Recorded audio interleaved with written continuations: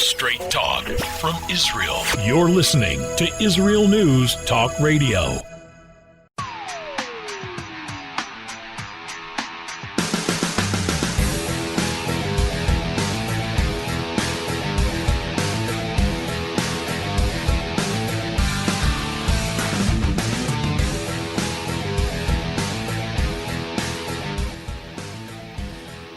Rioting in the United States and spilling over to other cities around the world. However, with all that news that we're being fed all the time, don't drop the ball.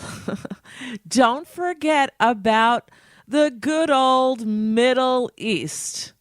And when I'm saying Middle East, let's move it over a little bit to the west in northern Africa. That's where I'm more speaking about, because violence may be on the way as well. So let's not be distracted by one little pocket of news, and let's keep our eye on the ball. What's happening with Egypt, with Libya, with Syria? That war is pretty much boiled down. Pretty much still going on here and there.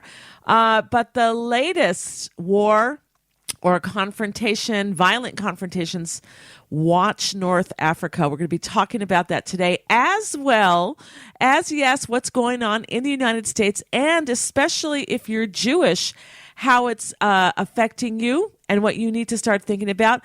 And even if you're not Jewish, what you need to start thinking about, unless you've already started thinking about it, and that is your safety. And we're going to be talking about that, too. A very interesting letter that has been going around. I published it on my Facebook page maybe 2 weeks ago, a week ago. It deserves to be shared, and I'm going to do that on the show today. Looking at the time here.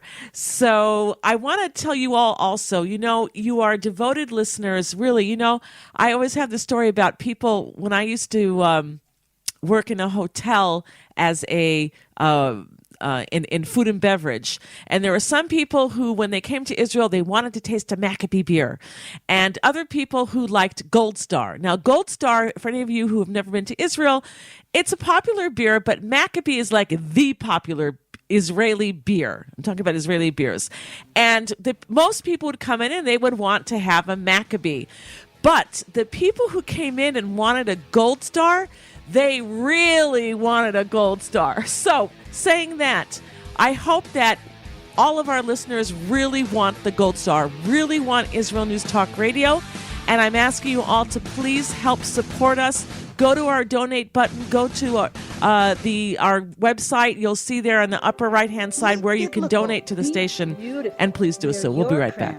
Always challenging the status quo. Hello, I'm Rod Bryant on Beyond the Matrix here at IsraelNewsTalkRadio.com. I want to encourage you to listen each week, every Wednesday at the same time, for an amazing show that will challenge you, inform you, and inspire. News, views, and wisdom for the nations here on IsraelNewsTalkRadio.com. Don't forget, Beyond the Matrix every week, Wednesday, here on IsraelNewsTalkRadio.com.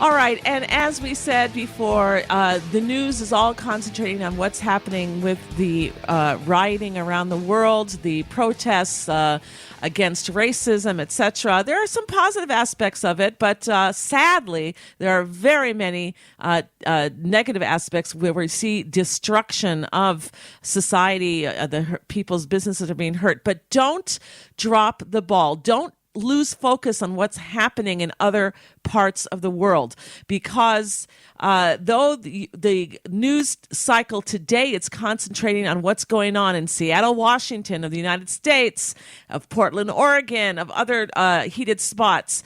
There is more violence that is most likely going to be on the way, and that is in the Middle East, or let's even hone in more and say North Africa with Libya and Egypt. And what's happening there, the person who's going to tell us is our guest, Dr. Mordechai Ben-Menachem. He's a researcher, former lecturer at Ben-Gurion University, and has authored over 70 books and 400 research papers on science, history, and more. He commentates on Mideast and world issues. Welcome to the show, Dr. Mordechai Ben-Menachem. Thank you.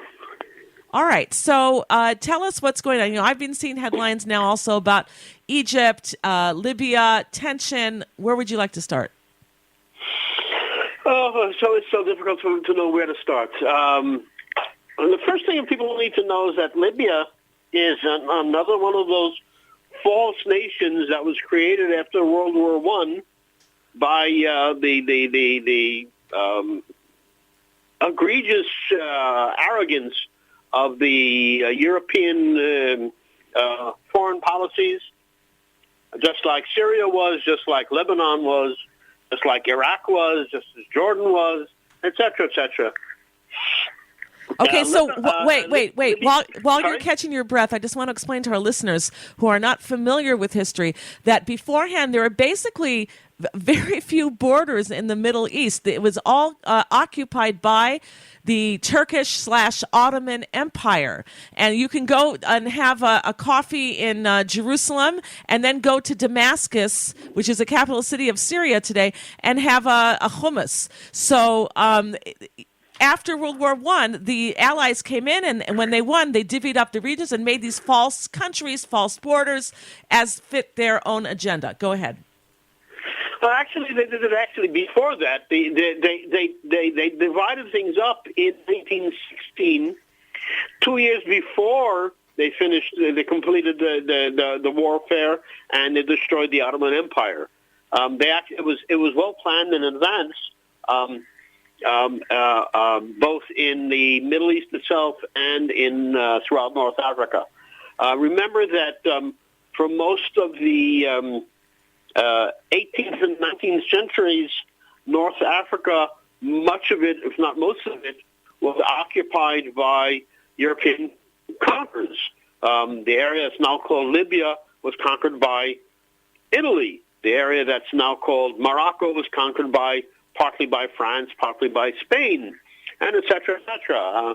And this all began with Napoleon at the end of the 18th century when he went and conquered first Egypt and then the Holy Land for his own purposes, which were never really revealed to anybody.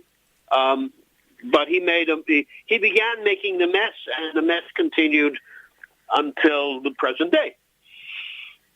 Okay. Now, we have to remember that Libya is a hodgepodge of four provinces that really had no relation to one another beforehand. The easternmost province is called Cyrenaica, which historically was sort of part of Egypt, depending on who was the governors of Egypt at the time. And the western part was the province of Tripoli, and then there are two southern provinces which are completely desert, and they never existed as any sort of political entity at all throughout history, basically at any time. Even during the time of the Romans, there was nothing there. The western part of Libya, which is called Tripoli, was actually more related to farther west, which was the area that's presently called Tunisia. And just as an historical aside, under the Romans, what's presently called Tunisia and what's presently called Tripoli, the province of Tripoli, was called the province of Africa. It was the name of a province, not the name of a continent. And that was the breadbasket of the Roman Empire. That was where the Romans got most of their food from, that area, after they had stolen it from the Carthaginians. Okay, so how is all of this now, what's going on today, affecting us? Oh, it's affecting everything all over the world and tremendously. First of all, in Libya today, there is a proxy war. There is a war between ostensibly the the government recognized by the United Nations and supported by Qatar and Turkey, and that's the so-called government of national unity, which is not national and is not united. And on the other side is the government of the so-called Free Libya, which is neither free nor Libyan, and is mostly based in Cyrenaica. And the latter of that part of it is supported by the Emirates and Saudi Arabia and Egypt and a bunch of others. Interestingly enough, by the way, again as an historical aside, for some interesting reason, the Persians, the Iranians, are, for practical purposes, not involved in the warfare going on in Libya. We need to understand that the warfare going on there is the direct responsibility of Obama and his European cohorts who created the war for their own political purposes. The Europeans, because they thought that way they would be able to steal the oil, and Obama because he just loves to have a mess. Okay, so tell us what's going on there now and exactly how it's affecting us, though. I mean, why should people care? It's something way across the ocean for many people. I'm sorry, I can't hear you.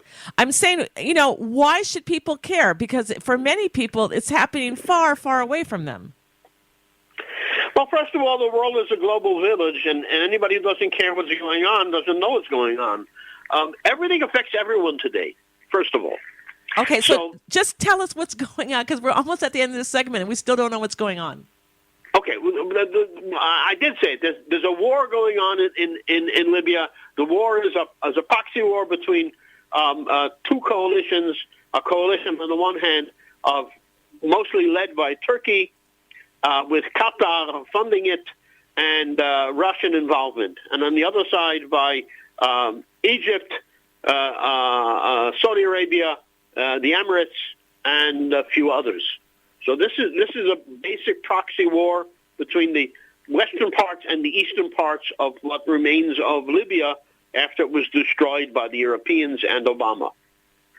And if everybody remembers the Benghazi affair, that was part of the startup of this whole war. I've mentioned previously here that the reason the American ambassador was in Benghazi, which is the capital of Cyrenaica, not the capital of the country, capital of a province, was in order to ship weaponry that had been in Gaddafi's storehouses, the former dictator of Libya, and ship them to the rebels in Syria to foment the war there. Yeah, that was when Hillary Clinton was the Secretary of State. Go ahead. Right. So that was that. All of these things are related. All of these things are intimately connected. Just as an aside, once I mentioned the Iranians. That's an interesting note that people might be interested in. When the Shah was in power in Iran, the value of the Iranian currency, the rial, was 7 rials to the dollar. When Obama signed with them his ridiculous nuclear accord, it was 32,000 rials to dollars. Yesterday, it was 190,000 rials to the dollar. So as we can see, the reason why the Iranians are basically not involved there is because they're in an advanced state of collapse. Keep going. Now, the Turks have tried to their influence throughout the Eastern Mediterranean by drawing up a treaty with the false government of Libya, giving them basically exclusive rights to all of the Eastern Mediterranean and ignoring the exclusive economic zones of Greece, Cyprus, Italy, and Egypt. And of course, that agreement is recognized only by Turkey and the false government of Libya and not by anybody else in the world. But he's attempting to use that to commandeer some of the energy resources in the Eastern Mediterranean, most of which are owned by Cyprus. Again, people need to be aware, Turkey has been the occupier of a third of the island of Cyprus for the past 40 years. Okay, Mordechai, hold it right there. We've come to the bottom of the hour. We're going to take a break. We're going to be right back and finish up with this topic and why it is important to know about what we need to be ready for. We'll be right back.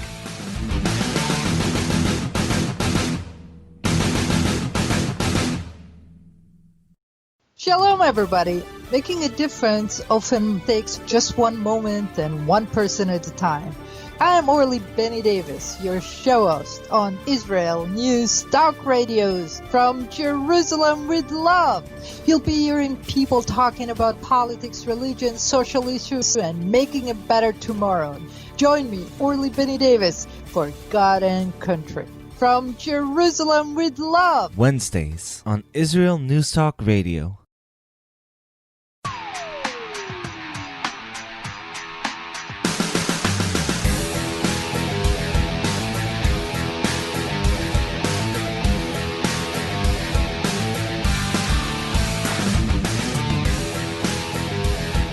All right, we're back here at the Tamar Yonah Show on IsraelNewsTalkRadio.com. And ignore, just for a few minutes, the rumblings of what's going on in the news today, that the news is focusing on with the riots and the racism and some of it not racism, but people calling it racism.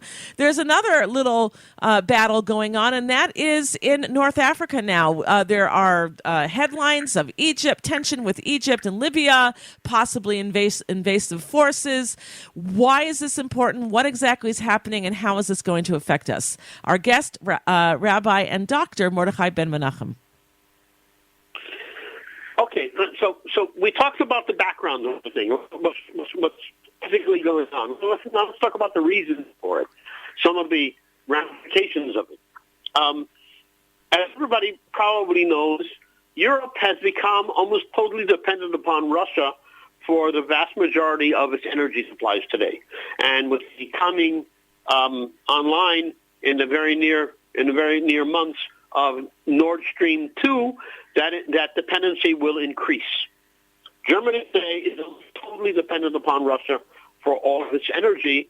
Germany made a very stupid mistake and installed enormous quantities of solar panels throughout Germany, but there's very little sun in Germany, so the solar panels are pretty much blasé. They do very little in reality.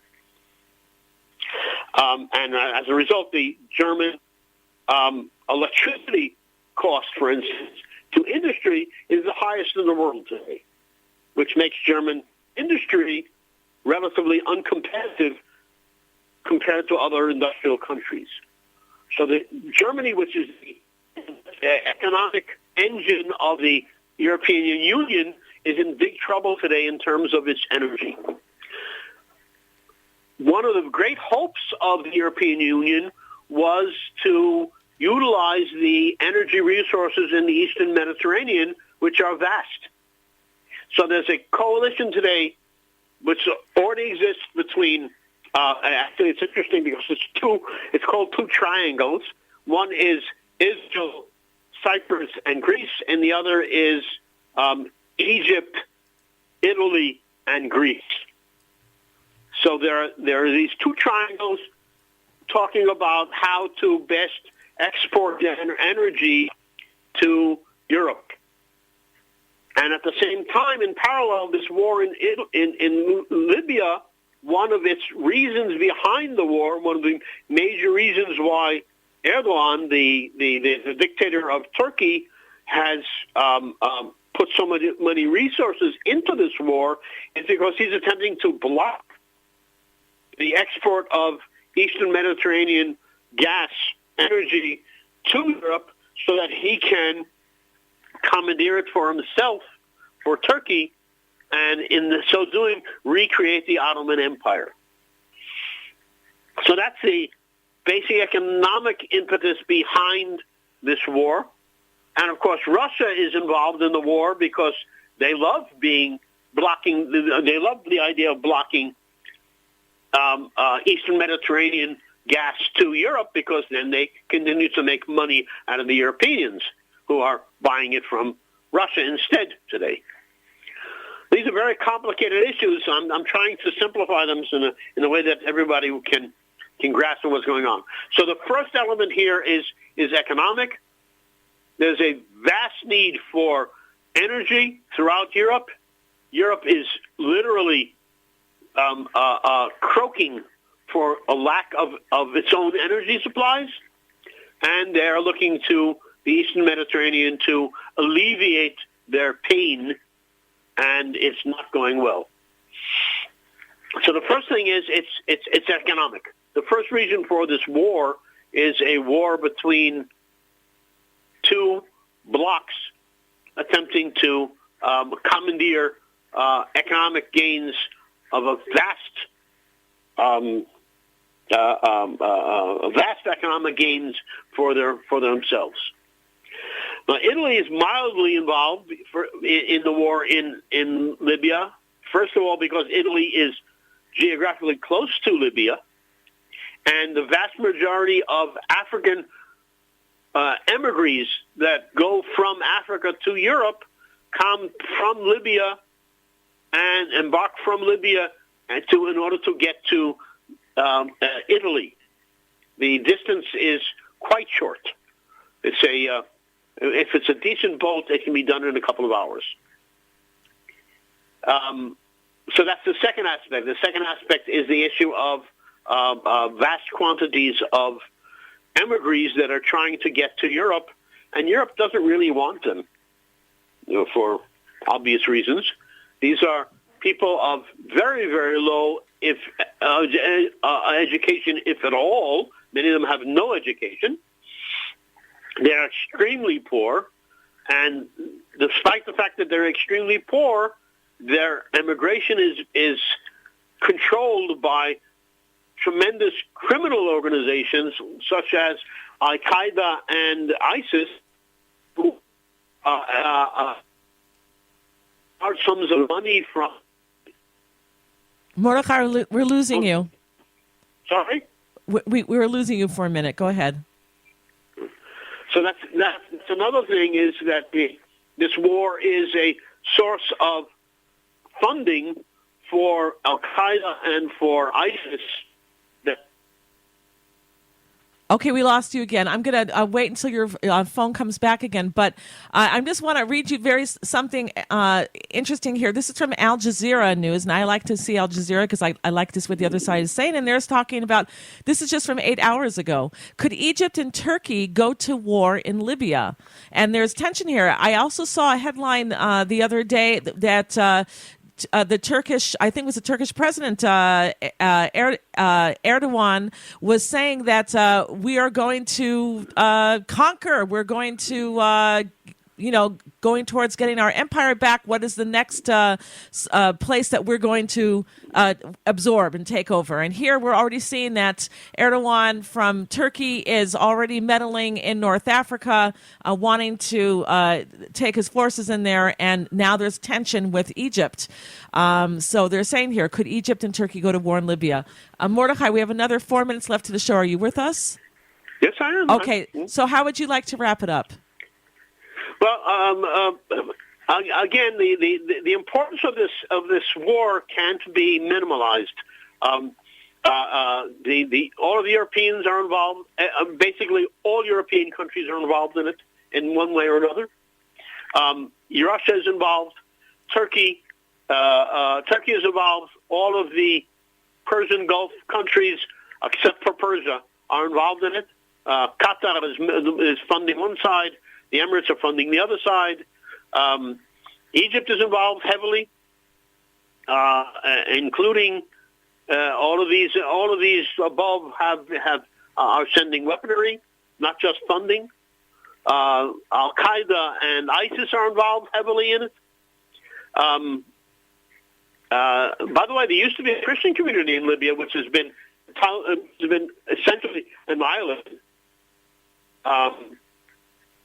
The United States is involved because it began the war. It caused the war to begin in the first place, both by its elimination of Gaddafi and by the machinations, immature and irresponsible machinations of Hillary Clinton when she was the Secretary of State in the Benghazi affair and in other things.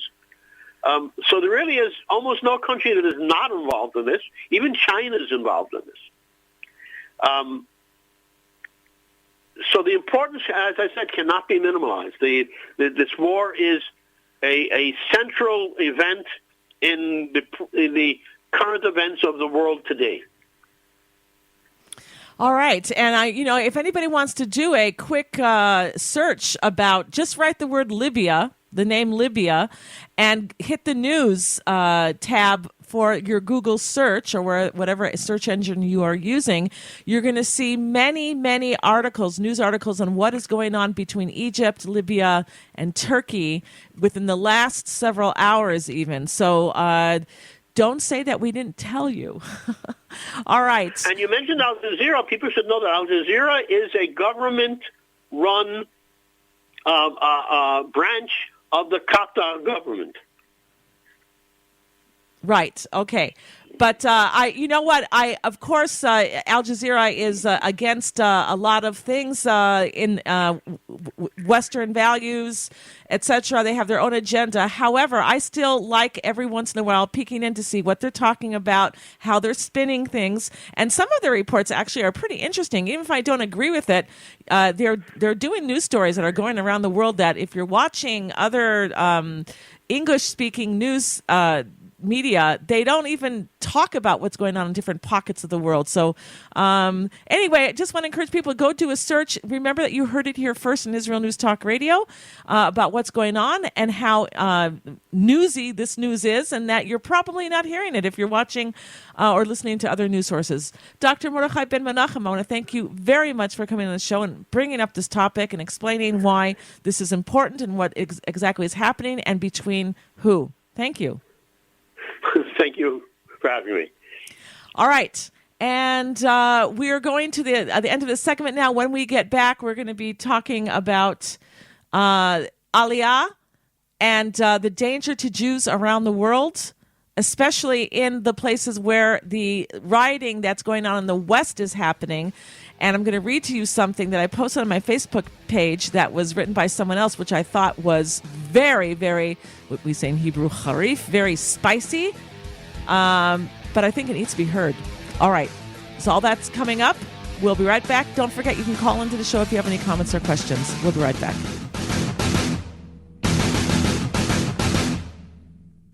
You're listening to Israel News Talk Radio. This is Shai Ben-Tekoa, and each week I'll be webcasting to you from Judea, origin of the word Jew, a people besieged and beleaguered in every generation.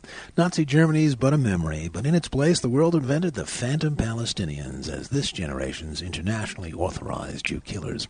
Tune in for a different slant on life in Israel, Phantom Nation, every Monday. Hi, I'm Rabbi David Aaron. The soul basics are the most profound, the most essential, and yet often the most neglected in our education. Join me for Soul Talk on Israel's News Talk Radio and discover the secrets to love, spiritual growth, and personal power.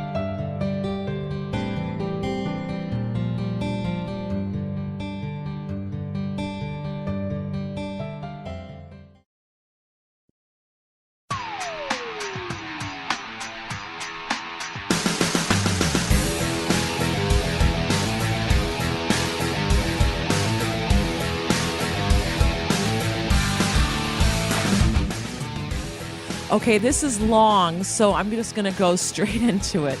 Why do Orthodox Jews want to stay in America? This was written by Hanania Weissman. I did not write this. I kind of wish I did. So much of what he wrote I agree with, but here we go. My brothers and sisters in America, we need to have a frank discussion. Much of this applies to fellow Jews in other parts of the world, but I single out American Jews because they are the epicenter of diaspora Jewry, and the situation there is deteriorating more quickly than anywhere else. I want you to consider the following 4 views that are not only considered mainstream, but morally required in much of America today. Then I want you to consider the implications for Orthodox Jews, or Jews who are Torah-observant Jews. 1, white people are inherently privileged and must profess shame and guilt for the sin of being born with that skin color. Let me remind you all while I'm reading this. This is what he's saying that are the accepted ideology today, especially in the United States or in these Western liberal places. Okay, he's not saying this. He's saying, basically giving the case of what the our peers are saying today. Their actual socioeconomic status and life story is irrelevant. They should even bow down to complete strangers to express their worthlessness as human beings. Orthodox Jews have not yet been compelled to bow down in submission and contrition as they did to Haman from the Purim story. But they have already needed to grovel to black protesters to prevent rioting in Jewish neighborhoods. You really didn't have much of a choice. But how much time do you think you bought for yourselves? How long before they are no longer satisfied with your, quote, solidarity, and your communities will be forced to offer protection money in the form of, quote, contributions to stave off the justice-seeking mob? And how much time do you think that will buy you before they come for more? I want to insert again here. I and Jewish people are not racist. We have been slaves longer than probably any nation in the world. We are. That's why many of the secular Jews are so liberal. Even the religious Jews, very liberal and are wanting everybody to be happy and to be brought up from the dregs, from being poor. We want to raise everybody up for freedom and all these good things. So if he writes here the blacks, it's not against the black people, but against the rioters. There are many, and the majority of the black people are good people and good American citizens and want good just like you and I want good. So please keep that in mind. All right. 2, believing that the country, meaning the United States of America, should even have a police force is now considered racist and evil. This happened virtually overnight. There are many corrupt police forces on this planet. Probably all of them are corrupt to some degree. Yet there is only one country on earth that is even debating whether there should be a police force altogether. Extremely intelligent people are actually trying to explain why doing away with law enforcement is a bad idea, and they are losing. Chazal, or it stands for our sages of blessed memory, teach that we should always pray for the government, which by definition includes law enforcement, because otherwise each man would swallow his fellow alive. A bad government is better than no government, and a highly flawed police force is better than none at all. The trendiest moral belief in America today, excuse me, I need to take a little sip of tea. Okay, the trendiest moral belief in America today is essentially that there should be anarchy, lawlessness, and the rules of the jungle in the streets of America. You've already gotten a taste of the riots, which for the moment have mostly subsided. There is no rational reason to believe that there will not be other, quote, injustices to spark new, more furious outbreaks of violence. The rioters have already gotten lots of free loot and tasted blood with no consequences. They have no incentive to retire from this lucrative and satisfying new career. How long before they come for all the money the Jews supposedly stole from them? They're already saying the whites stole from them too, based on your skin color, based on your race. I've never seen such racism of people who are demonstrating against racism. Let's get back to the letter here. Even when the police force is still in existence, it took all their resources and all your groveling to stave off the first round of riots from your communities. A few days ago, your communities were literally hanging by a thread. Tell me one logical reason to believe this will all just go away. If next time the rioters get violent, are you sure the cops are going to open fire on them to save you in this climate? If you believe that, you are certifiably insane. Either way, is this a society in which Orthodox Jews wish to choose to remain in? What bright future are you looking forward to in America? The riots were a warning sign, not an aberration, and not something that happens every so often. How many more warning signs do you need? How many more will you get? Why wait to find out? You know, I'm going to stop here because I only have another 4 minutes left to the show. Maybe I'll just push off my guests for tomorrow and read this, continue reading this powerful piece that someone wrote for the Jews in America especially. Because I want to explain to you that with these riots, a lot of Jews have woken up. They are afraid. They see what will be born. That's what they say. A wise person sees what will be born. They can take clues, right? They can deduce like Sherlock Holmes. Oh, this happened and this happened. Therefore, this is probably going to happen. And when you look at your history, you also can see this pattern.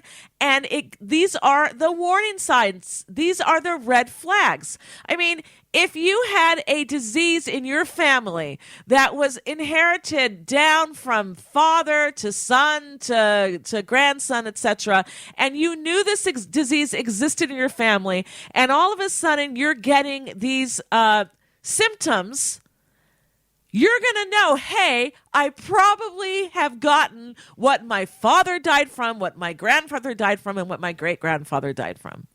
And you're going to take the proper action to save your life. Now, a lot of people think that, oh, when something really, I've got my finger on the pulse. When something really bad happens, I'll be on the next plane. Well, let me tell you, my friends, there sometimes is no next plane. We saw when the skies were shut down after 9/11, nobody could fly in or out, unless you were the Bin Laden family and friends with George Bush. And we saw what happened with Corona. You may not be able to leave. And by the way, there are many Jews today who are trying to make Aliyah, and they are caught in a bureaucratic mess. You need so many documents and letters and proofs to show that A, you have no criminal past, and B, that you're really Jewish. You have to get a letter from your rabbi, and you have to go to the FBI to show that you have a clean record, and if you were arrested for something, how the case was resolved. There's all of these things that need to, and then they have to be not just notarized, but you have to have an apostille. I didn't even know what an apostille was until about a year or so ago. There is so much to go through. And then after all of this, even if you are accepted to be for immigration into Israel, you have to get a plane out. And my friends, that's not an easy thing to do today. And, Israel right now is even in the second wave. So even if the United States doesn't shut down its skies because they're in a different corona pattern, than we are. Maybe Israel will be in its second, or they already say now we're in our second wave, but in our third wave, and things shut down. And even so, if America open skies, maybe Israel won't have open skies, or vice versa. It's not so simple to do. All these people that I hear from, they're so cocky. I've got my finger on the pulse. When anything happens, I'm ready to go. Folks, you may not be ready to go. And let me tell you this as well. You've all heard the expression, I think there was even a song about it, maybe Paul Simon, I don't remember, about diamonds in your shoes. And I believe that expression came from South Africans who wanted to emigrate. They wanted to leave. And so they wanted to take their money. They wanted to empty out their bank accounts and sell their house and take the money for the house and buy a new house somewhere else. And guess what? The government said you cannot take your money out of the country. You want to leave? Leave. But you made your money here, your money stays here. And if the American economy or other economies around the world go bad, they may say the same thing all of a sudden to their citizens. They may be telling people, you made your money here, it stays here. Then what are you going to do? I'm going to talk about this tomorrow on the show. This needs to be talked about. We won't be right back, but I'll see you tomorrow. Thanks for being with us. Israel News Talk Radio's chat room. Just click the orange button at the top of the IsraelNewsTalkRadio.home page, log in as yourself or an anonymous guest, and join in on the fun. You'll meet other listeners from all over the world who listen to Israel News Talk Radio, and you can make new friends. Israel News Talk Radio's chat room. It's the closest you can get to being in the studio with us. We love listening to Israel News Talk Radio. Where can you get the inside news on Israel? At Israel News Talk Radio, we're dedicated to sharing Israel's inside story with the world by providing our listeners with news on Israeli politics, current affairs, and Israeli Jewish culture. The Israel News Talk Radio homepage also provides you, the listener, with useful information at your fingertips, with scrolling news headlines, weather, currency exchange, Shabbat candlelighting times, and so much more. Our radio programming is always accessible and on demand. We operate absolutely free of charge for everyone, everywhere. If you love what we do, partner with us now by becoming an Israel News Talk Radio supporter. With your support, you'll be inscribed on our Israel News Talk Radio Wall of Fame. There's nothing like us in the world. Be part of something great. Israel News Talk Radio. Straight talk from Israel. If you love Israel News Talk Radio, then you'll love our Facebook page. We keep you up to date on what's happening in Israel, plus little surprise treasures that we don't share on the radio. Go now to follow us on Facebook. Just look for the Israel News Talk Radio Facebook page, and don't forget to subscribe and follow us by clicking on the like button. We post great stuff there that you'll want to share. Israel News Talk Radio on Facebook and Israel News Radio on Twitter. News, opinion, and more. You're listening to Israel News Talk Radio.